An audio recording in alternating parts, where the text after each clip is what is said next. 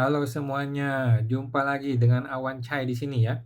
Duta Pajak Abal-Abal, pelatih konsultan pajak kita yang pertama dan satu-satunya di Indonesia ya. Kita live Instagram gratis teman-teman ya di channelnya Pajak Smart setiap hari Senin jam 8 malam ya. Teman-teman yang mau bertanya silakan sampaikan di bagian komentar ya. Dan seperti biasa gue perlu disclaimer dahulu ya guys bahwa semua yang gue sampaikan di video ini adalah pendapat pribadi gue 100% ya teman-teman ya. Ini bukanlah kajian akademis, tidak dapat dibuktikan kebenarannya, dan belum tentu juga sesuai dengan peraturan pajak yang berlaku ya guys ya. Jadi teman-teman mohon koreksinya ya kalau ada yang salah ya guys. Nah, walaupun gua seorang konsultan pajak resmi ya teman-teman, tetapi isi video ini bukanlah saran profesional konsultan pajak ya buat Anda semua ya.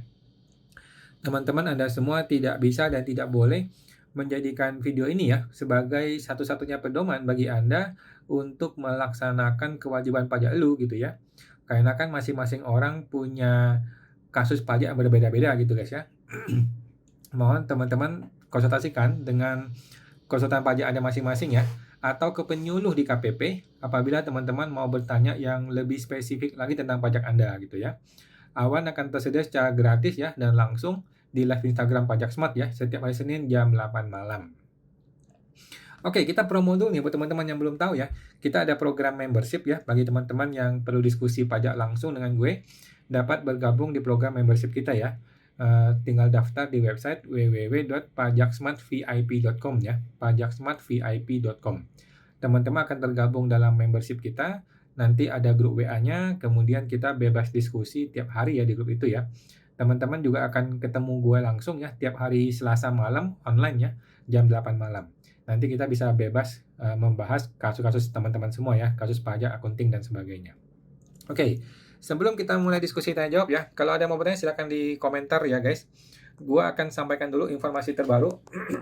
Nah, ini nih yang lagi seru, yang lagi rame, yang lagi dibicarakan di mana-mana di seluruh dunia persilatan, dunia Konoha ini teman-teman ya, yaitu Purbaya mulai mendalami atau akan mengejar orang-orang yang menggunakan modus pecah omset atau pecah usaha WP UMKM pakai data Kementerian Hukum ya.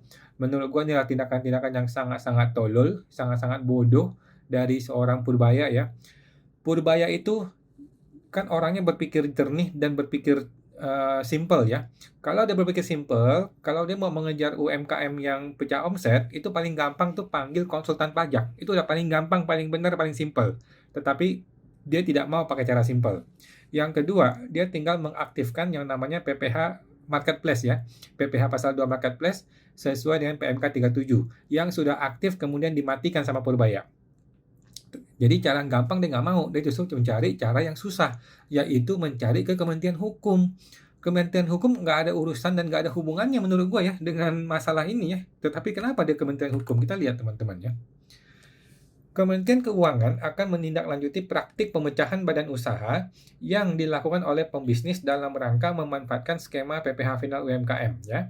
Menteri Keuangan Pak Purbaya mengatakan pemerintah semestinya memiliki database untuk melacak praktik pemecahan usaha oleh wajib pajak UMKM. Jawabannya kan tidak ada ya, kan sejauh ini tidak ada nih. Tetapi itu akan menjadi ada kalau dia mengaktifkan yang namanya PPh Marketplace kemarin ya. Nah, tetapi kan tiba-tiba PPh Marketplace dia batalin sendiri ya. Kenapa dia batalin atau ditunda kan? Nggak jelas ya. Apakah dia ditunda gara-gara ada tekanan dari oligarki? Kita nggak tahu teman-teman ya. Guna mengembangkan database tersebut, dia mengatakan pihaknya akan menjajaki kerjasama dengan Kementerian Hukum. Saya coba dalami lagi, bisa nggak kita deteksi itu dengan database yang ada di Cortex maupun kerjasama dengan database di Kementerian Hukum? Baru mau dicoba ternyata ya si Purbaya. Nggak bisa Pak, nggak akan bisa berurusan dengan Kementerian Hukum, nggak ada urusan dan nggak ada hubungan. Gitu loh. Kalau mau minta database para pengusaha UMKM pecah omset, yang paling gampang adalah kerjasama dengan konsultan pajak. Tetapi kan sampai saat ini Pak Purbaya belum bicara dengan konsultan pajak sama sekali. Cara kedua yang paling gampang adalah minta ke marketplace. Marketplace adalah tempat yang paling gampang dan paling cepat untuk mendapatkan data omset para pelaku UMKM yang pecah omset. Tetapi Pak Purbaya mematikan aturan tersebut ya, dihentikan aturan itu, kan bingung kita. Jadi mau ngapain si Purbaya ini? Jadi gua rasa ini hanya upaya untuk menebar ketakutan saja ya oleh si Purbaya ini. Purbaya mengaku sudah pernah mendengar maraknya praktik pecah usaha omset oleh pelaku usaha yang omsetnya melampaui 4,8 M dalam setahun. Menurutnya, praktik itu perlu segera dihentikan. Lah iya, betul. Kita juga sependapat, Pak. Setuju mau dihentikan. Pertanyaannya adalah, Pak Purbaya punya solusi apa buat mereka? Gitu loh. Memang kita tahu ini praktek yang dilakukan banyak orang dan ini praktek yang salah dan perlu dihentikan. Nenek-nenek juga tahu gitu loh. Nenek gua juga tahu gitu loh. Tetapi pertanyaannya adalah Purbaya kasih solusi apa? Gitu loh. Apa solusi dari Purbaya? Kalau nangkap-nangkapin orang mah kerja males itu namanya ya. Kalau ada babi gemuk ditembak, digoreng mah gampang. Ini kan kita mau memperbaiki bangsa, memperbaiki negara. Nah, sekarang gimana solusinya? Solusi apa dari negara? Kalau negara nggak kasih solusi, ya omong kosong lah. Meski demikian, dia menekankan upaya ini tidak akan bisa menghasilkan tambahan penerimaan yang signifikan dalam waktu singkat. Oh, jangan salah, bos. Bisa, bos. Saya tidak harap dalam waktu setahun sudah menghasilkan jumlah yang signifikan dalam hal peningkatan pajak ataupun penjaringan orang-orang yang melakukan hal tersebut. Tetapi kita akan monitor terus. Ini Purbaya dikit-dikit monitor, dikit-dikit monitor. Apa yang mau dia monitor sebenarnya? Sebagai informasi, Menko Airlangga sebelumnya menyoroti praktek pemecahan usaha oleh pelaku UMKM ya. Pelaku usaha memecah usahanya menjadi beberapa unit usaha agar terhindar dari PPh umum dan tetap bisa menggunakan PPh final UMKM. Meski demikian, Airlangga mengatakan pemerintah akan tetap memperpanjang PPh final sampai 2029. Oke, pajaknya tetap final 0,5%, tapi jangan buka toko baru ketika omsetnya sudah 5 miliar, diturunin ke toko tetangga, lalu tukar-menukar faktur. Iya, kita tahu Pak Erlangga. Pertanyaannya adalah Pak Erlangga kasih solusi apa, gitu loh. Memang solusinya apa Pak Erlangga? Jangan cuman bilang hentikan-hentikan, masalahnya kan solusinya apa ini? Selain topik tersebut bla bla bla bla. Oke, teman-teman ya, sudah lihat ya. Jadi menurut gua ini adalah sebuah ketololan dari si Purbaya, teman-teman ya. Karena pada akhirnya dia akan kembali menerapkan prinsip yang sama yang kita berharap dia tinggalkan ya, yaitu sebuah prinsip yang namanya berburu di kebun binatang, gitu loh. Pada akhirnya dia kembali berburu di kebun binatang gitu loh. Kita masih ingat dulu ya Sri Mulyani, si oknum menteri itu berburu di kebun binatang. Dengan cara apa? Dengan cara salah satunya adalah PMK 37 itu kan, PMK 37 yang PPh Marketplace. Tetapi kan si Purbaya mungkin gengsi ya, Purbaya tidak mau menerapkan PPh yang dibikin oleh si Sri Mulyani. Si Purbaya kan maunya aturan itu dibikin oleh dia sendiri gitu kan. Narsis orang ini kan. Dia matikan itu PMK 37. Dia bilang berbagai alasan lah, pokoknya tidak mau PMK 37 dilaksanakan. Nah, tetapi bedanya adalah kalau dulu Sri Mulyani bikin PMK 37, dia bikin alasan yang aneh-aneh, bikin alasan dengan kalimat-kalimat yang indah, ini untuk memberikan keadilan dan sebagainya gitu ya. Tetapi sekarang Purbaya nggak malu-malu coy, nggak malu-malu, dia langsung sebutkan dia akan mengejar para pelaku UMKM pecah omset gitu loh. Jadi sama bos, sama. Purbaya dengan Sri Mulyani ini sama. Otaknya adalah otak duit. Otaknya adalah otak mengejar penerimaan negara sebesar-besarnya. Dengan cara apa? Dengan cara berburu di kebun binatang. Jadi sama teman-teman ya, sama aja menurut gue sih.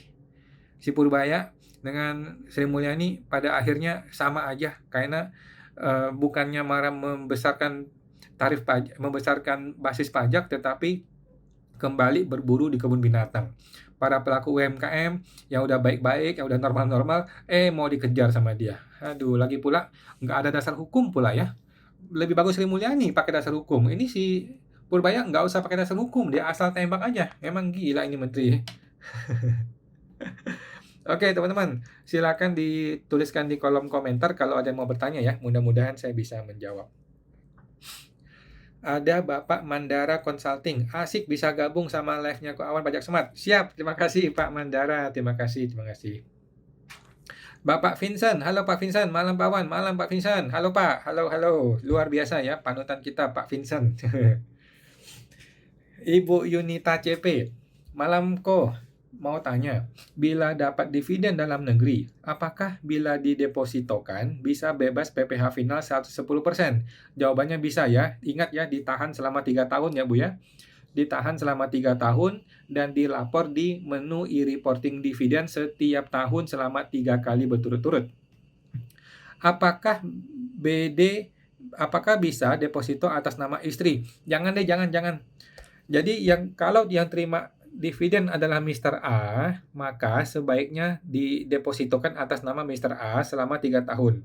Nanti setelah 3 tahun mau dia pindahkan ke nama istri, nama siapapun terserah dia. Pokoknya ketika 3 tahun ini, di masa-masa kita mau dapat bebas PPh, lebih aman, lebih baik nama kita sendiri, supaya tidak cari gara-gara. Oke Bu ya, tidak cari gara-gara, tidak bikin masalah. Oke, semangat bantu Bu Yunita CP. Ibu Erina Risdayani, kok mau tanya, kalau aktifkan NPWP bisa online nggak ya? Jawabannya bisa Bu ya, masuk ke Kortex aja ya. Soalnya NPWP saya terdaftar di luar kota. Bisa Bu, bisa. Ibu tinggal masuk ke Kortex kemudian aktivasi di situ ya. Kalau aktivasinya gagal, Ibu coba telepon ke Kering Pajak. Kalau enggak, Ibu boleh email ke informasi@pajak.go.id. Oke, jadi intinya tidak perlu datang kecuali betul-betul terpaksa ya. Kalau Ibu luar kota udah nggak usah, semuanya via online saja, via online di Kortex, kalau enggak di email atau enggak di telepon, di WA juga bisa. Oke, semua terbantu Bu Iriana. Ibu Yanti, kok SP2DK dijawab, AR bolak-balik minta data. Sudah kita berikan. Sudah 8 bulan belum closing. Baiknya gimana kau menyikapinya? Baiknya adalah bikin surat, Bu. Bikin surat mempertanyakan bagaimana kelanjutan SP2DK ini. Apakah sudah bisa closing? Kalau sudah bisa, saya minta terbitkan SP3P2DK. Kalau belum bisa, saya minta diterbitkan surat permintaan data apa lagi yang mau diminta. Gitu ya. Jadi supaya ada kepastian hukum. Bikin surat tertulis lebih aman, Bu. Oke, thank you Bu Yanti, semoga terbantu. Ibu Yunita CP, apakah boleh didepositokan atas nama istri? Apakah boleh diperpanjang sebulanan selama 3 tahun? Oke, jawabannya boleh-boleh saja, tetapi menurut saya jangan. Menurut saya, deposito atas nama suami saja dan ditahan 3 tahun. Jangan tiap bulan diperpanjang, jangan. Ditahan aja, ambil deposito jangka panjang 3 tahun. Ya, kalau mau lebih gampang, belilah SBN ya. SBN atau surat berharga negara itu kan minimal 2 tahun, 3 tahun, 4 tahun. Nah, ambillah yang 4 tahun. Beres gitu kan. Jadi begitu kita taruh itu uang di SBN, kita udah nggak usah pusing. Kita akan ambil 4 tahun lagi gitu ya. Kalau kita perpanjang tiap bulan, tiba-tiba bulan depan kita lihat ada mobil bagus nih, kita ambil uangnya. Tiba-tiba 3 bulan lagi ada rumah bagus nih, ada ruko nih, mau kita ambil, uangnya kepake, jadi masalah gitu kan. Jadi jangan mengambil resiko. Itu uang diinvestasikan berbentuk SBN aja paling gampang, kalau enggak deposito tapi jangka panjang dan nama kita sendiri ya, jangan nama istri atau nama siapapun, supaya tidak cari gara-gara. Oke, tidak bikin masalah. Oke. Semoga bantu Bu Yunita CP. Lanjut. Ibu Desi MS, karena masih ada income di Indonesia, rencananya akan terus lapor SPT. Terpotong nih Bu, saya nggak ketemu pertanyaan awalnya ya. 1. Bagaimana pelaporan passive income yang di luar negeri setelah tinggal di luar negeri lebih dari 183 hari? Oke, jadi buat orang-orang yang tinggal di luar negeri lebih dari 183 hari, maka Ibu harus mengajukan surat yang namanya surat SPLN. Oke, apa itu? Tolong cek ke Google Bu ya, ada di Kortex minta surat SPLN. Setelah surat SPLN didapatkan, maka semua penghasilan di luar negeri itu langsung menjadi penghasilan yang tidak kena pajak di SPT tahunan kita. Oke, di halaman induk ya, di SPT orang pribadi. Nah, tetapi kalau surat SPLN tidak didapatkan, maka semua penghasilan di dalam maupun di luar negeri akan dihitung dengan PPh progresif. Kira-kira gitu Bu ya. Sementara seperti itu memang agak dibikin repot ya kalau orang di luar negeri, tetapi lebih aman bikinlah surat SPLN. Oke, thank you Bu Desi, semoga terbantu. Ibu Lisa Mona, malam kok mau tanya, edukasi Kortex SPTOP belum bisa dibuka. Ini baru bisa dipelajari yang badan, apakah benar? Iya, setahu saya betul Bu. Karena memang SPT badan sudah diaktifkan, kalau SPTOP itu baru ada menunya doang, tetapi belum bisa dibuka. Memang begitu ya. Ya mudah-mudahan dalam waktu beberapa lama lagi sudah akan bisa ya. Kita tunggu aja. Oke. Semoga terbantu Bu Lisa Mona. Ibu Desi MS, apakah passive income dari luar bisa dilaporkan di SPT sebagai pendapatan yang tidak kena pajak? Jawabannya bisa, tetapi dengan syarat Ibu sudah punya surat yang namanya surat SPLN. Jadi Ibu harus mengajukan surat SPLN, Bu ya. Di menu Cortex harusnya sudah ada. Kalau nggak ada, mesti manual. Nah, apa itu SPLN? Apa syarat-syaratnya? Ibu coba cek ke Google ya. Surat SPLN, Subjek Pajak Luar Negeri. Surat itu menyatakan bahwa Ibu adalah SPLN ya, sehingga tidak kena lagi pajak di Indonesia. Kira-kira seperti itu sih Bu. Coba Ibu minta suratnya. Yang penting dapatin dulu suratnya. Kalau sudah dapat, maka passive income di luar negeri ataupun active income-nya akan bisa tidak kena pajak. Oke. Semua teman-teman Bu Desi MS. Ibu Desi MS yang ketiga. Kalau ada capital gain dari penjualan aset di luar negeri, apakah juga bisa sebagai pendapatan yang tidak kena pajak? Jawabannya bisa apabila Ibu pegang surat yang namanya SPLN ya. Surat sakti ini akan menyebabkan semua penghasilan di luar negeri itu dianggap penghasilan yang tidak kena pajak. Oke. Tetapi kalau tidak punya surat SPLN, maka semua penghasilan di dalam maupun di luar negeri itu kena pajak seperti biasa. PPh orang pribadi progresif. Oke, thank you Bu Desi, semoga terbantu. Bentar. Bapak Jasti 8871. Malam Pak Jasti. Kalau sudah bisa buka akun Cortex, apakah perlu aktivasi lagi? Sudah aktif itu Pak. Kalau Bapak sudah bisa masuk ke akun Cortex, berarti sudah aktif gitu ya. Nanti coba ketika awal tahun kan sudah mulai lapor SPT tahunan. Nah, coba dites. Harusnya kalau sudah bisa akan bisa ya. Kalau nggak bisa tinggal diaktifasi nanti. Mestinya sudah aktif sih. Kalau sudah bisa masuk ke Cortex mestinya sudah aktif. Oke. Semua teman tuh Pak Jasti. Ibu Meli 1234 malam kok. Ada yang cerita kalau kita tidak bayar PPh 0,5% sekarang bisa kena norma. Bagaimana menurut Ko Awan, benar nggak? Saya rasa enggak ya. Saya rasa enggak. Nah, cuman bukan berarti kita perlu menunda-nunda bayar ya. Bukan berarti kita mesti nunggu awal tahun depan baru bayar. Enggak. Dari sekarang sudah perlu dibayar PPh final 0,5%. Ya. Tetapi bukan berarti kalau enggak bayar lantas nanti dikenai PPh umum. Saya rasa enggak juga. Oke. Thank you Bu Meli. Semoga terbantu. Bapak Rian Mahendra. Malam kau. Saya ganti direktur dan sudah hapus PIC-nya. Tetapi login pakai akun mantan direktur kok perusahaannya masih nongol di Cortex ya. Mohon solusinya. Oke, saya rasa kalau seperti itu adalah kesalahan dari Cortex-nya ya, bukan salah kita. Sudah hapus PIC ya.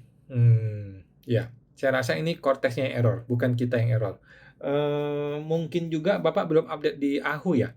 Bapak coba cek ke AHU, apakah sudah ada pergantian notaris ya. Kalau sudah ada pergantian notaris, coba lakukan update AHU di dalam Cortex-nya. Mudah-mudahan setelah update AHU akan bisa akan bisa terhapus si PIC lamanya itu.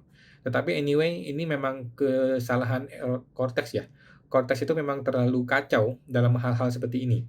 Melakukan revisi-revisi kecil seperti ini tuh tidak gampang dan Cortex-nya sendiri tidak qualified. Gitu Pak ya. Coba dicoba lagi Pak, di refresh otak-atik ya. Teman-teman tuh Pak Rian Mahendra. Ibu Meli 1234. PPh 0,5%, kode billing dibuat via DJP online atau Cortex. Oh, 2025 ya, menggunakan Cortex Bu ya. 2025 semuanya pakai Cortex, bukan menggunakan DJP online ya. Oke. Thank you Bu Meli, semoga terbantu. Ibu Meli, bagaimana cara pelaporan obligasi di SPT? Obligasi kalau saya sih laporkan yang namanya obligasi pemerintah. Gitu Bu ya. Ada satu kode pajak yang namanya obligasi pemerintah. Kalau saya sih lapornya begitu. Iya sih, bagian harta ya. Oke, thank you. Semoga terbantu Bu Meli. Bapak Torik bener kok. Bagaimana Pak Torik Haikal? Terpotong. Bapak Andre Nasuria. Kok izin tanya, misalkan kita jualan di Shopee. Yang dipajakin itu uang yang masuk ke Shopee atau uang yang ditarik dari akun Shopee ke bank? Jawabannya adalah uang yang masuk ke Shopee. itulah omset kita. Itulah yang menjadi dasar penghitung pajak. Bukan uang yang real ditransfer ke rekening kita ya, bukan ya. Jadi uang yang dibayar oleh customer kepada Shopee itulah omset kita. Oke, nanti ketika Shopee kirim ke kita kan sudah dipotong-potong tuh. Nah, bukan itu omsetnya ya. Omset adalah yang original, yang dibayar oleh customer. Oke. Thank you Pak Andre, semoga terbantu. Ibu Anissa Yuli, kok mau tanya, dapat surat undangan untuk sosialisasi lapor SPT melalui Cortex. Apakah itu wajib hadir? Oh, tidaklah, tidak wajib ya. Kalau yang namanya undangan itu boleh hadir, boleh tidak hadir, tidak masalah ya. Jika tidak datang, apakah aman? Jawabannya aman, aman banget Bu ya, nggak ada masalah.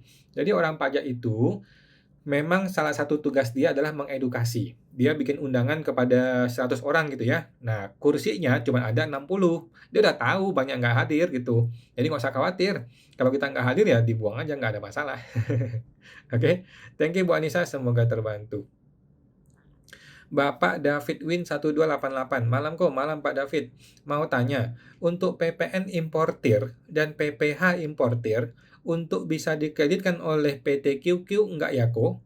Minta tolong info dasar aturannya ya kok, makasih. Oke, Bapak coba email ke informasi@pajak.go.id. Oke, informasi@pajak.go.id. Bapak coba jelasin situasinya. Kalau perlu Bapak fotokan PIB-nya yang Bapak maksudkan. Nah, Bapak tanya, apakah PPN ini dapat dikreditkan di PT ini? Karena PT ini bersifat QQ gitu. Sepemahaman saya boleh. Sepemahaman saya bisa dikreditkan.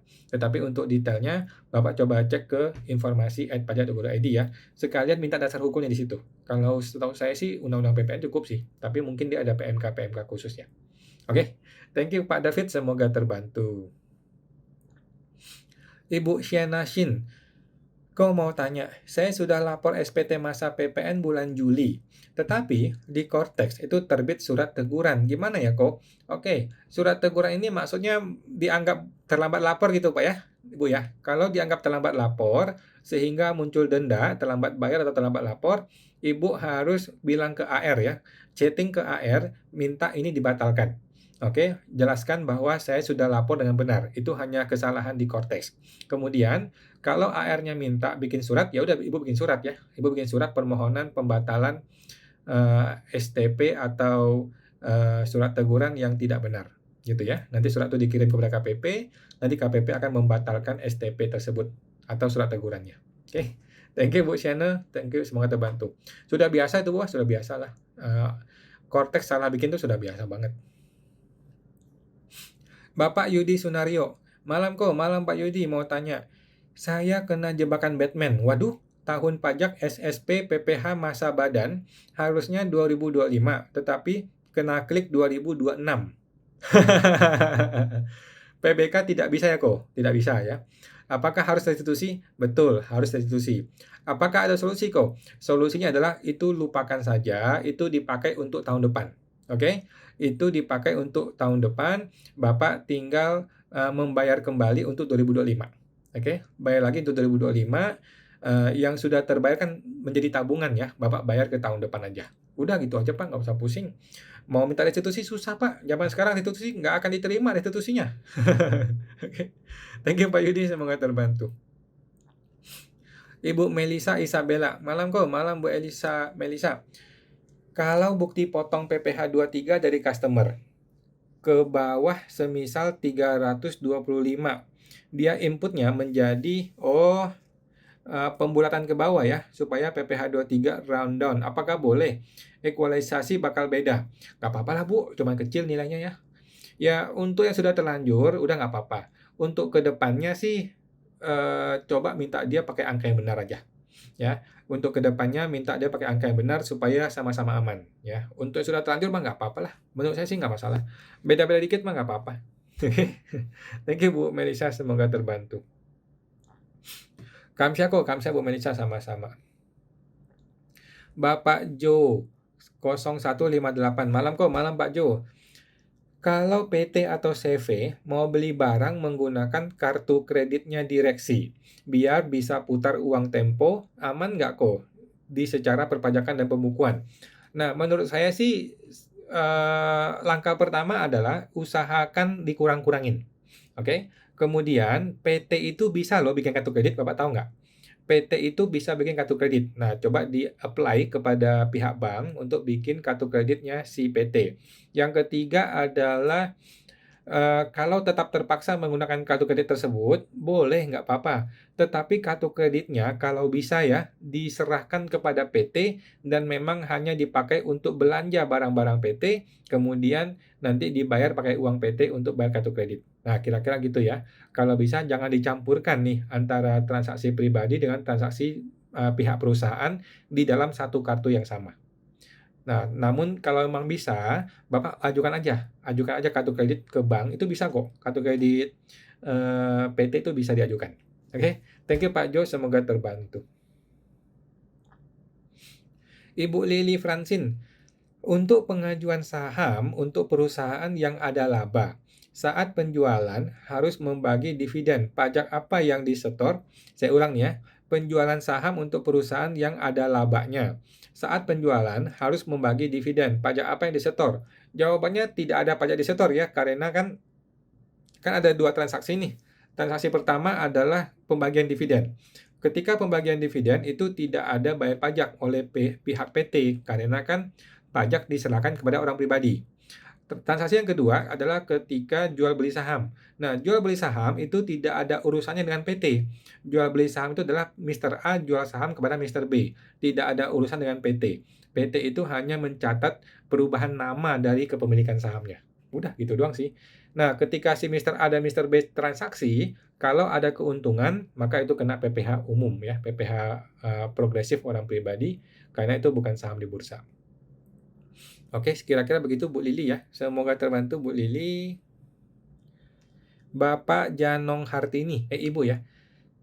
Untuk dividen bebas pajak, jika dibelikan rumah bekas, katanya tidak termasuk. Harus rumah baru dari properti developer. Mohon masukkan lebih detail Thanks. Saya rasa enggak sih Bu ya. Saya rasa enggak. Sepemahaman saya itu tanah bangunan tidak dibeda-bedakan antara tanah bangunan yang baru maupun tidak baru. Sepemahaman saya begitu Bu ya. Tidak ada pembeda-bedaan. Coba dicek lagi Bu ya. Sepemahaman saya sih memang enggak ada pembedaan. Oke, thank you Bu Hartini, semoga terbantu. Bapak Zindri 074, malam kawan. Mau tanya, jika rekening CV kadang-kadang masih kecampur dengan uang pribadi, apakah nggak apa-apa ya Jawabannya apa-apa ya, jangan dicampur ya. Yang sudah terlanjur Bapak bersihkan ya, dicek mana uang pribadi, mana uang CV, mesti dikembalikan yang pribadi, kemudian yang punya CV tetap di CV. Oke, kedepannya tidak boleh lagi, kedepannya tidak boleh yang namanya rekening CV menggunakan transaksi pribadi atau rekening pribadi pakai transaksi CV dan bercampur tuh jangan gitu ya. Jadi harus dipisahkan. Dan kalau yang sudah terlanjur solusi gimana? Nah, yang sudah terlanjur atas saldo yang masih ada itu yang uang pribadi kembalikan ke pribadi. Nah, uang yang CV ya tetap di CV. Nah, untuk transaksi yang bukan transaksinya CV itu nggak usah dijurnal di CV gitu, nggak usah dijurnal. Jadi CV hanya menjurnal transaksi yang punya CV saja. Nanti yang pribadi tinggal diakui oleh pribadi saja. Kira-kira begitu Pak ya, Bu ya sementara. Untuk yang ke depan aja kita perbaiki dulu. Oke. Thank you Pak Jindri, semoga terbantu. Ibu Mungni Chung, malam Bu, apakah KSO punya NPWP sendiri? KSO apakah punya NPWP sendiri? Setahu saya ada Bu. Setahu saya ada ya. KSO itu punya NPWP sendiri dan dia bisa menerbitkan faktur pajak kalau nggak salah. Setahu saya sih bisa ya. Bisa terbitin faktur pajak dan juga bisa terima faktur pajak dan juga bisa terima PPh dipotong juga bisa. Setahu saya sih begitu. Mestinya ada kok NPWP-nya KSO ya. Coba cek lagi Bu ya. Takutnya saya salah. Kalau Ibu ragu-ragu, coba email ke informasi@pajak.go.id ya. Informasi@pajak.go.id untuk cek mungkin lebih detail. Oke. Thank you Bu, semoga terbantu. Bapak Justi 8871. Kemarin lupa pemadanan di DJP apakah bisa pemadaman di Cortex? Bisa Pak, langsung ke Cortex saja, lupakan DJP online. Lupakan DJP online, sekarang Bapak langsung ke Cortex saja untuk melakukan aktivasi, ya. Aktivasi namanya ya, bukan pemadanan lagi. Thank you Pak Justi. Bapak Solihinau, Ko Awan, bila hibah kepada anak, apakah si anak perlu anaknya punya daftar NPWP yang mana si anak sudah PR dan bagaimana penghasilannya di negara tersebut? Oke, eh nggak usah Pak, nggak usah bikin NPWP. Jadi kalau si anak itu sudah PR dan dia belum tentu pulang ke Indonesia kan, dia belum tentu pulang ke Indonesia, maka dia tidak usah bikin NPWP, nggak usah cari gara-gara, oke? Kalau dia tidak punya NPWP kan berarti kan dia akan agak tenang ya, tidak terlalu khawatir mengenai penghasilan dia di negara tersebut. Nah, sekarang mengenai hibah nih. Ngapain si orang tua itu kasih hibah ke anaknya kalau anaknya sudah tahu PR di negara lain? Nah, sebaiknya kalau mau hibah, hibahkanlah uang. Jangan hibahkan barang atau tanah bangunan. Karena kan belum tentu dia pulang ke Indonesia. Gitu loh. Jadi malah ngerepotin si anak. Lebih baik kalau mau hibah ke dia, hibahkanlah uang. Kalau ada tanah bangunan, dijual aja deh. Jual aja dapetin uangnya, uang itu yang kasih kepada si anak. Gitu, beres ya. Tinggal transfer ke luar negeri ke sana. Gitu loh. Daripada repot kalau hibah tanah bangunan kepada anak, dia tidak punya NPWP, tidak bisa balik nama, jadi malah ngerepotin diri sendiri. Oke, oke Pak. Sama teman tuh Pak Solihinau. Bapak Sahkawo, malam kok. Pimpinan kena SP2DK 2021 atas dividen dari PT. Terus ada rekening bank belum dilaporkan dan ada PPh final yang belum dibayarkan. Itu bagaimana ya kok? Apakah temui AR dan minta data-data apa saja yang diminta? Boleh Pak, boleh ya. Jadi langkah pertama adalah minta dulu data yang rinci dan detail. Oke, setelah minta data yang rinci dan detail, barulah dianalisa nih. Nah, untuk harta yang belum dilaporkan itu perlu dilaporkan sekarang pembetulan. Untuk pajak yang belum dibayarkan itu perlu dibayar sekarang. Udah gitu Pak, gampang ya. Bayar pajaknya, lapor SPT pembetulan, beres. Gitu ya. Nah, siapa teman tuh Pak Sakawo. Bapak Jimmy pamitan. Malam kawan, malam Pak Jimmy. Omset perusahaan naik sekitar 50% dibandingkan 2024. Beberapa waktu lalu pihak AR menghubungi saya dan menyarankan untuk menaikkan PPh 25. Apakah hal ini wajar? Jawabannya wajar ya.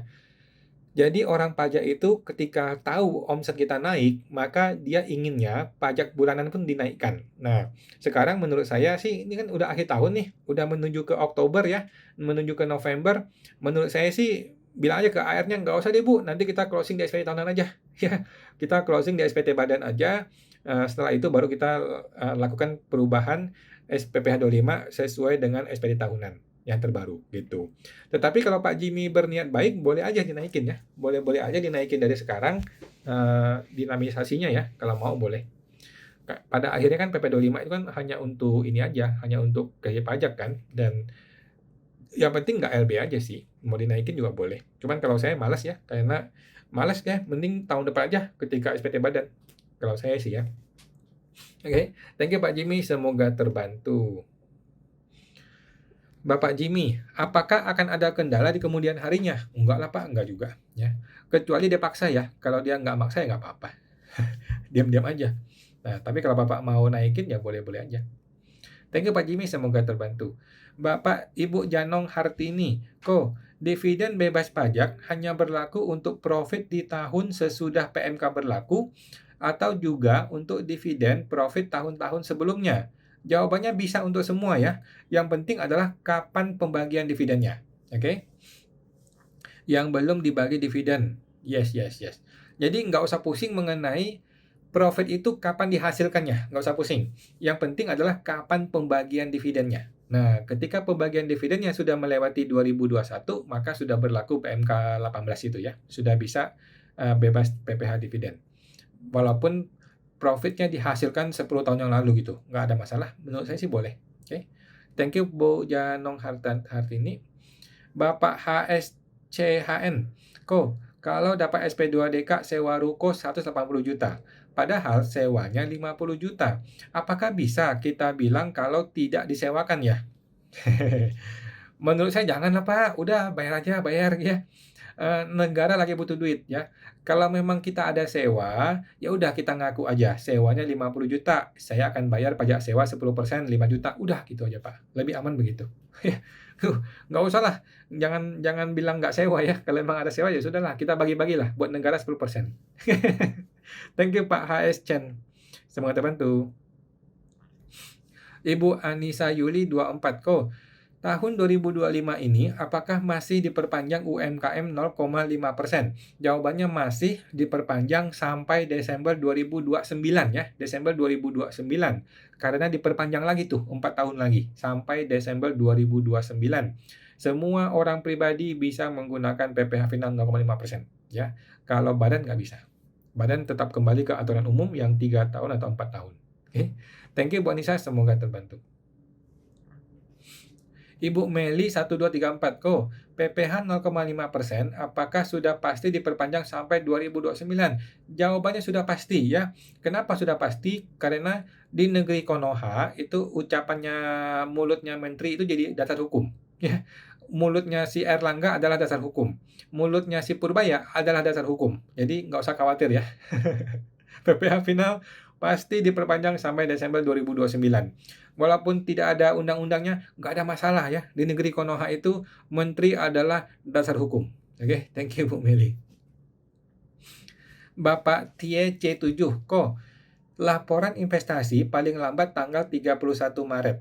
Kalau ternyata ada kesalahan dan mau dibetulkan, apakah masih bisa? Apakah masih diakui? Udah Pak, hajar aja Pak, hajar aja.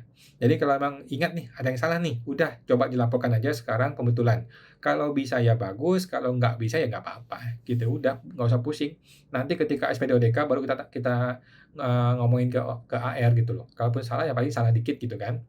Gitu sih. Mestinya bisa dibetulkan. Tapi kalau emang nggak bisa ya nggak apa-apa juga. Dicoba aja Bu. Oke, thank you Bu Tie, semoga terbantu.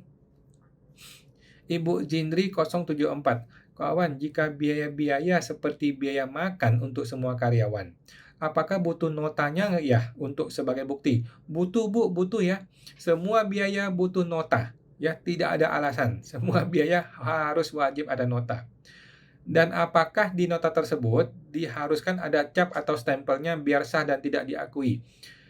Dan bisa diakui. Saya setuju sih, saya setuju ya. Lebih baik kalau kita sudah PT atau CV, kita itu berurusan dengan orang-orang yang legalitasnya jelas ya. Kalau bisa notanya itu ada stempelnya, ada capnya gitu loh, supaya jelas ya. Tetapi kalau terpaksa sekali-sekali gitu kita beli nasi nasi Padang gitu ya, yang nggak ada nota, ya sudah nggak apa-apa. Tetapi sekali-sekali ya, jangan sering-sering gitu. Nah, kalau bisa tiap kali uang keluar selalu ada nota dan notanya itu lebih rinci, lebih resmi, lebih ada stempel, lebih ada kop surat akan lebih bagus ya. Gitu deh. Thank you Bu Jindri, semoga terbantu.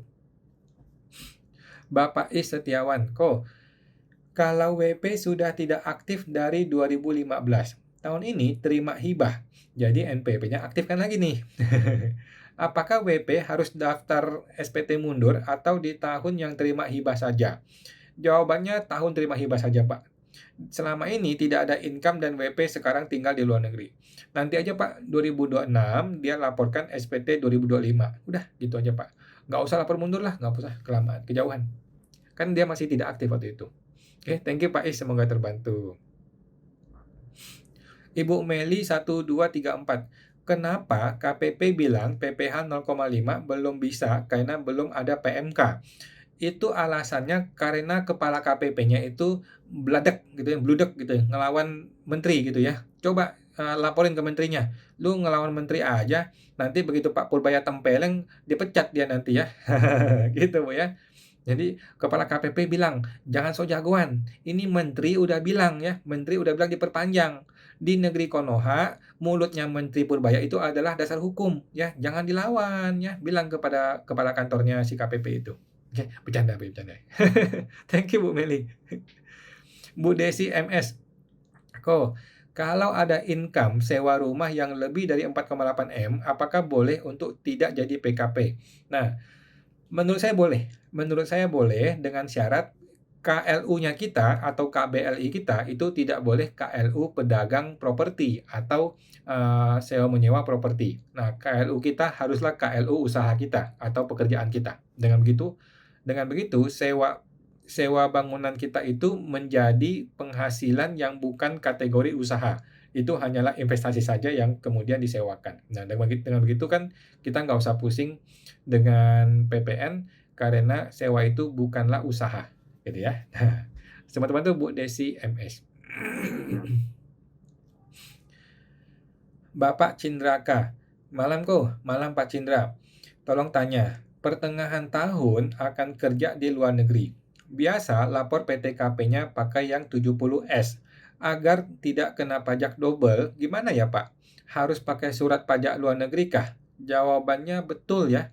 Jadi supaya penghasilan luar negeri akan ditulis sebagai penghasilan yang tidak kena pajak, maka Bapak harus mengajukan SPLN. Ya, surat SPLN harus diajukan, kemudian berhasil dapat suratnya, barulah dia bisa laporkan penghasilan luar negeri sebagai penghasilan yang tidak termasuk objek pajak. Oke, kira-kira begitu. Thank you Pak Zindra, semoga terbantu.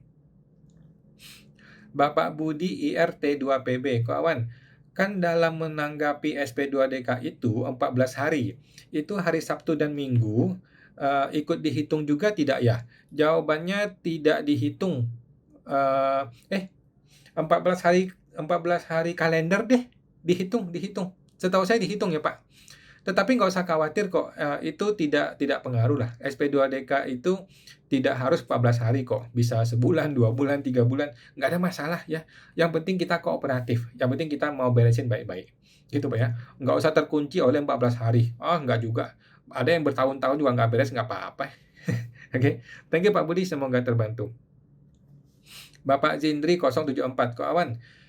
Jika ada barang dagang yang rusak atau dicuri sama orang, apakah boleh dibiayakan ya Ko Awan? Mohon tipsnya Ko. Jawabannya boleh dibiayakan, tetapi Bapak harus punya dokumentasi. Oke, barang rusak itu harus didokumentasikan, ada berita acara pembakaran barang rusak atau berita acara pemusnahan barang rusak. Ada fotonya, ada videonya, ada berita acaranya, ada saksinya, ada yang tanda tangan. Dengan begitu boleh dibiayakan. Oke.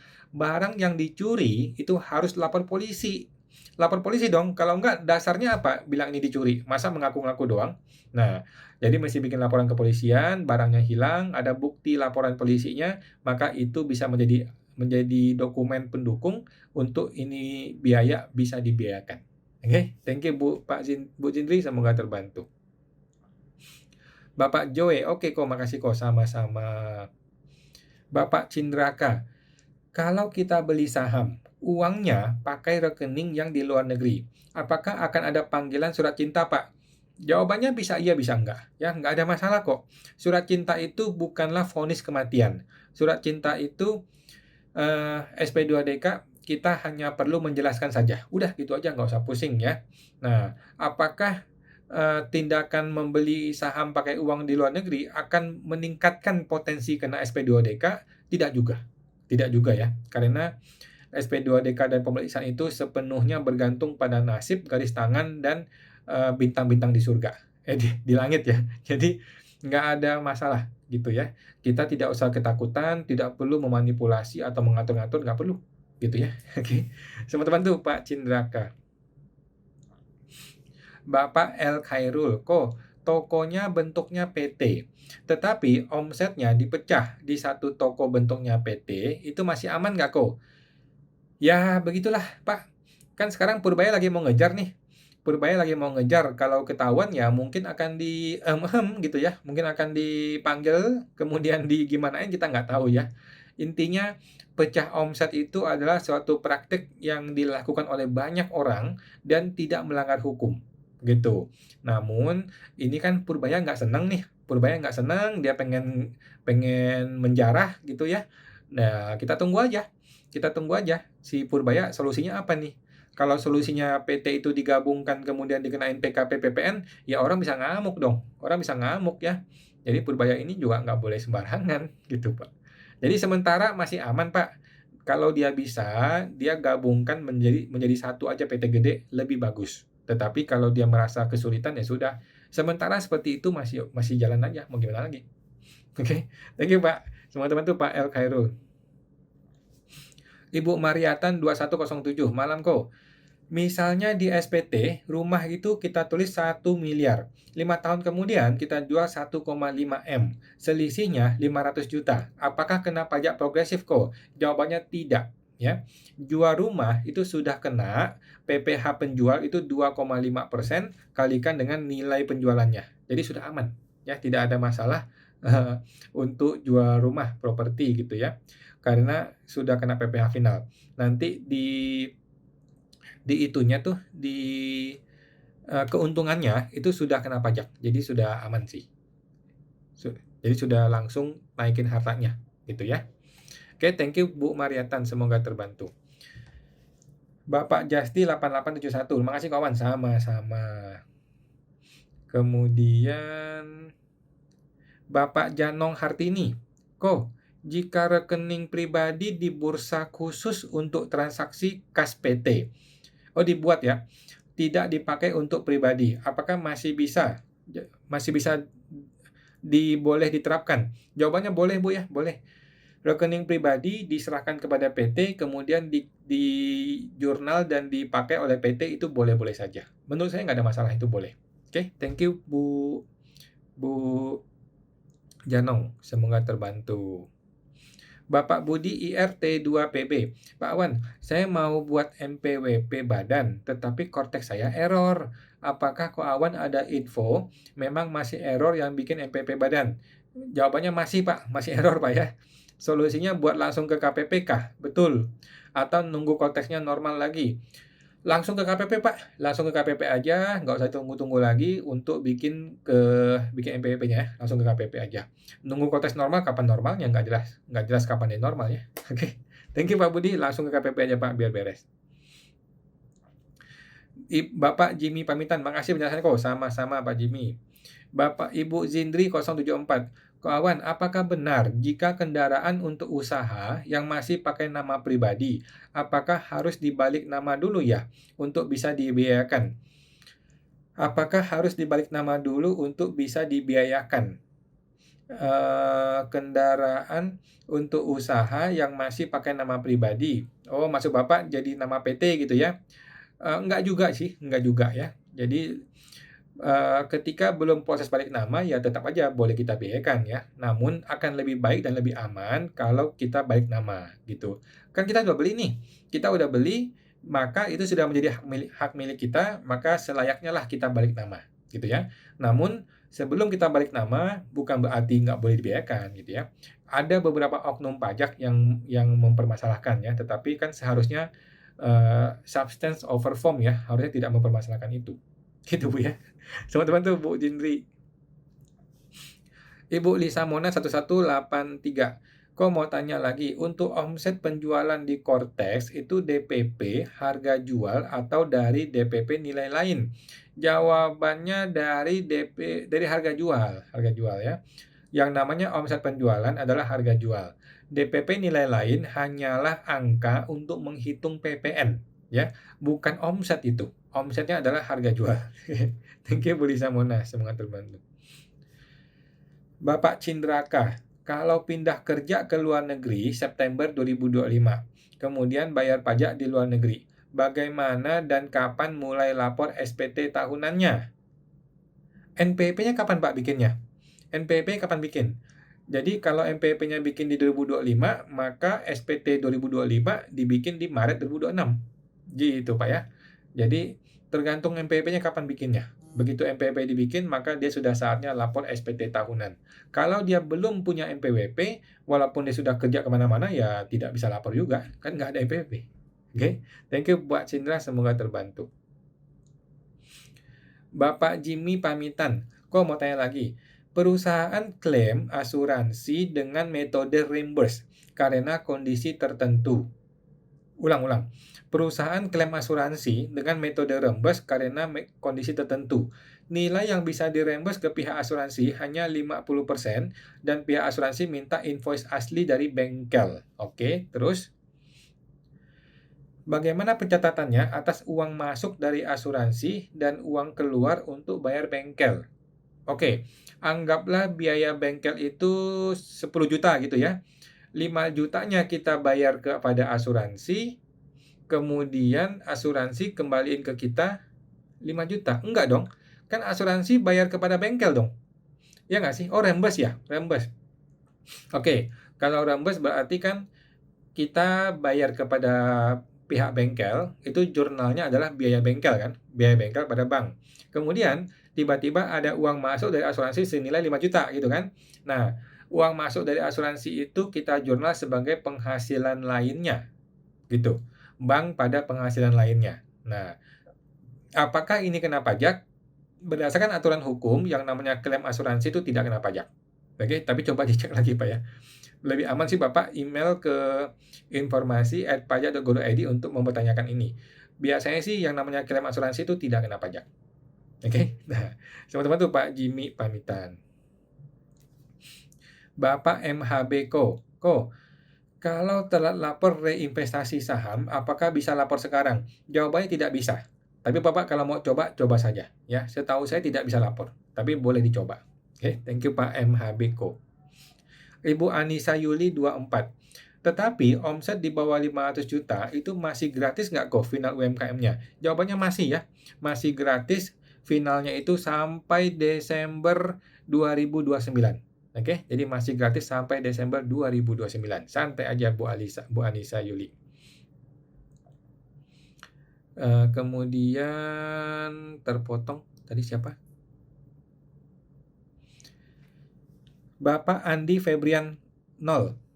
Kalau usaha keluarga dengan satu nama, tetapi ada 4 alamat, dan tiap alamat jual barang yang beda-beda. Kalau lapornya dibagi ke MPP saya dan kakak, apakah bisa? Jawabannya bisa, Pak. Tetapi harus betul-betul diputus, ya. Pembeliannya jangan bareng-bareng. Penjualannya juga jangan bareng-bareng. Semua harus dipisah, ya.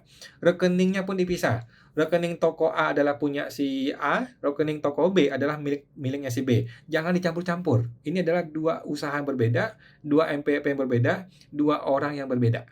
Gitu Pak ya. Nah, seringkali terjadi adalah di front end-nya dia pecah-pecah omsetnya, tapi di back end-nya dia belinya rame-rame. Itu nggak boleh. Gitu ya. Jadi pembeliannya pun harus dipecah, dipisah. Dari hulu ke hilir semuanya terpisah. Dengan begitu lebih aman. Oke, thank you Pak Andi, semoga terbantu. Bapak I Setiawan, apakah jadi masalah jika tidak lapor SPT-nya mundur kok? Tadi mengenai apa Pak ya? Lupa saya mengenai apa. Intinya gini, kalau dia punya harta banyak, kemudian harta itu diperoleh dari penghasilan yang seharusnya bayar pajak, tapi dia belum bayar, maka dia perlu lapor mundur supaya aman. Tetapi kalau harta itu dihasilkan dari penghasilan yang tidak kena pajak, contohnya hibah atau warisan, maka dia tidak usah lapor SPT mundur. Dia bikin SPT terbaru saja. Gitu, Pak. Jadi mesti kembali kepada si WP-nya ya. Oke. Thank you, Pak I. Semoga terbantu. Bapak Aman Santosa 123. Malam kawan. Mau tanya, kalau pindah alamat dari kota A kepada kota B, apakah NPWP harus diganti atau lapor ke KPP yang sekarang saya tinggal? Seharusnya Bapak mesti mengajukan pindah alamat, Pak. Jadi Bapak mesti bikin surat permohonan pindah alamat, sudah ada formulirnya ya. Isi formulir pindah alamat kepada KPP, nanti KPP menyetujui dan Bapak tinggal ambil kartu NPWP yang baru di NPWP yang terbaru. Gitu. Namun nggak usah lah Pak, saya males. Kalau saya sih males. Yang nggak apa-apa aja, kita tetap lapor ke NPWP yang lama aja, ke alamat lama kan nggak apa-apa. Kan semuanya online sekarang ya. Karena semuanya online, maka barrier untuk alamat sudah tidak penting gitu loh. Orang jadi nggak masalah mengenai alamat. Oke, nah, thank you Pak Ahmad Santosa, semoga terbantu. Bapak Cindraka, surat SPLN dibuat di Indonesia atas surat keterangan kerja di luar negeri. Jawabannya betul Pak ya, bikinnya di Cortex. Ya, bikinnya di Cortex, Bapak coba cari menu SPLN. Kalau nggak bisa, Bapak terpaksa menggunakan menu manual ya. Cuman manual itu coba cek lagi Pak ya, dasar hukumnya ya. Coba cek kalau Bapak mau lebih detail minta ke informasi. Minta ke informasi @pajak.go.id untuk, daftar daftar apa aja syaratnya dan bagaimana teknisnya, kemana-kemana dulu gitu loh. Kalau nggak salah dia mesti ke KBRI gitu deh. Oke, thank you Pak Cindra, semoga terbantu. Bapak Lucky Disket. Malam kok, PT sudah PKP bergerak di bidang jasa. Ada transaksi ke customer, tetapi tidak dipotong PPh 23. Mohon arahan Ko Awan terkait hal tersebut dan bagaimana dalam SPT tahunan nanti. Nggak ada masalah Pak ya. Jadi, kalau ada bukti potong PPh 23, maka bukti potong itu dapat kita kreditkan di SPT PPh Badan. Kalau tidak ada PP 23 ya sudah nggak apa-apa. Kita tinggal bayar PPh badannya sesuai dengan hitungan SPT tahunan. Gitu, Pak. Jadi SPT tahunan itu tinggal dibayar dikurangkan dengan PPh 23 yang sudah dipotong sebelumnya. Kalau nggak ada pemotongan, ya udah santai-santai aja, nggak ada masalah. Nanti tinggal dihitung di SPT tahunan. Oke, thank you Pak Duki, semoga terbantu. Ibu Mariatan, makasih sama-sama Bu. Bapak Badarudi Nafis, PT menyewakan lapangan olahraga. Sekarang sudah masuk PB1. Apakah atas PPh 4 ayat 2 sewa tetap disetor sendiri? Setahu saya dia bisa menggunakan 0,5% setor sendiri. Betul ya? Jadi dia bisa menggunakan PPh final 0,5% setor sendiri. Setahu saya bisa sih. Oke, sama teman-teman Pak Badarudi Nafis.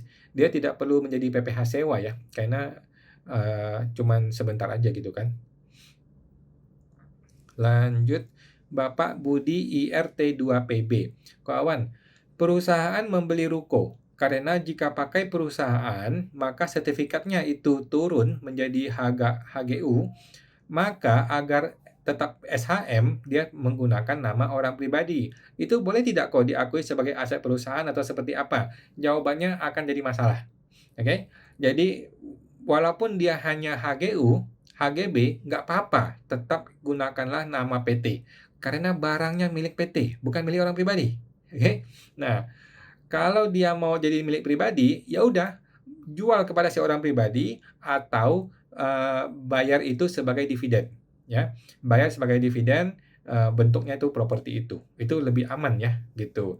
Menurut saya sih tidak bagus ya, PT punya aset tapi pakai nama pribadi, itu tidak bagus. Itu ketemu orang pajak yang oknum, kita dihantam sama dia gitu ya, kita diperas sama dia nanti. Jadi sebaiknya dihindari Pak kalau bisa ya, gunakan nama PT aja. Kalau enggak, jual kepada pribadi atau dijadikan dividen. Oke, thank you Pak Budi, semoga terbantu. Bapak Sahkawo, malam kok, untuk SPT pribadi, hutang kepada bank itu 100 juta dan dibuat renovasi untuk usaha kos-kosan dapat 6 kamar. Bagaimana PPh-nya? Oke, untuk PPh kos-kosan itu kan 0,5% ya, sementara dia bisa pakai 0,5%. Mengenai PPh pajak daerah itu mungkin dia perlu bayar ya kalau pihak Dispenda yang ngejarin. Cuman seharusnya udah nggak perlu lagi gitu. Tapi yang 0,5% tetap harus dibayar. Oke, thank you Pak Saka. Karena harga kos di bawah 500 juta. Ya udah, kalau gitu nggak usah bayar. Kalau itu nggak usah bayar PPh 0,5%. Oke, thank you Pak Saka. Ibu Yunita CP, kok kalau baru buat MPWP, padahal sudah kerja dari 2013, sehingga punya tabungan dan deposito yang cukup banyak. Apakah jadi masalah bila tiba-tiba di kolom harta nominal cukup besar? Jawabannya akan jadi masalah. Oke, jadi dia perlu lapor NPWP itu 5 tahun mundur. Ya, lapor 2024, 2023, 2022, 2021, dan 2020. 5-5 ini dilapor yang benar. Itu Bu, supaya lebih aman. Nah, di tahun yang 2020 inilah dia bisa lapor semua harta yang dia peroleh sebelum 2020 sampai 2020. Itu boleh ditumpuk di 2020. Tetapi yang lain-lain tetap dilapor yang seperti biasa. Oke, thank you Bu Yunita, semoga terbantu. Bapak I Setiawan, WP tinggalnya di luar negeri, hanya terima hibah di tahun ini. Laporan pajak terakhir adalah SPT 2015. Sekarang MPWP baru diaktifkan. Jadi cukup lapor SPT tahun ini di Kortex. Betul Pak, langsung lapor 2025 saja di Kortex. Kemudian 2026 kalau dia mau NE lagi ya nggak apa-apa sih, tetapi kemungkinan ditolak NE-nya ya, karena 2026 karena dia punya harta dan punya penghasilan gitu. Nah, bagaimana SPT 2025 kalau hartanya itu naiknya banyak gitu loh. Nah, ini jadi masalah. Dia perlu laporkan semua harta tambahan itu sebagai penghasilan yang tidak kena pajak, kan gitu. Nah, ya nggak apa-apa sih, cuman dia mesti bersiap untuk berdebat sama orang pajak ya, menyatakan bahwa, uang itu, harta itu dihasilkan dari penghasilan di luar negeri dan tidak kena pajak, begitu sih.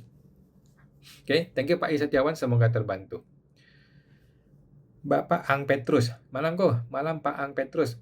Jual aset di luar negeri, apakah bayar pajak selisih keuntungan di Indonesia dengan tarif progresif? Setahu saya iya, ya. Untuk aset luar negeri kita jual ada untung, maka untungnya kena PH progresif. Kira-kira begitu, Pak. Thank you Pak Petrus, semoga terbantu. Ibu Yunita, atau bagaimana mengakui tabungan-tabungan yang sudah ada sebelum punya MPP? Nggak bisa, Bu. Dia mesti hitung pajaknya, mesti bayar pajaknya. Gitu ya, supaya aman. Sama teman-teman Bu Yunita. Bapak Robi Tanoto, hai Pak Wan, halo Pak Robi, apa kabar Pak?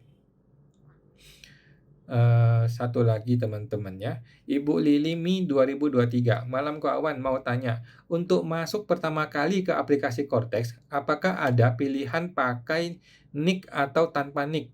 Pilihnya yang mana ya kok? Nggak bisa Bu, NIK semua Bu. Jadi sekarang di Cortex itu semuanya NIK ya. Semuanya pakai NIK, sudah tidak usah menggunakan MPP yang 15 digit. Semuanya pakai NIK yang 16 digit. Oke, thank you Bu Lili, semua terbantu. Bapak Budi, makasih sama-sama. Pak George Wiha, makasih kok sama-sama. Oke teman-teman, kita tampung dulu ya yang belum terjawab ya. Kan sudah lewat jam 9, kita akan berusaha jawab di YouTube. Oke, kita tampung dulu. Ada Ibu Desi Valen, kemudian Ibu Pink Nina. Oke, thank you Bu Desi dan Bu Pink Nina dan kawan-kawan semua ya. Makasih semuanya. Kita jumpa lagi setiap hari Senin jam 8 malam. Oke semua, thank you semua. Mari.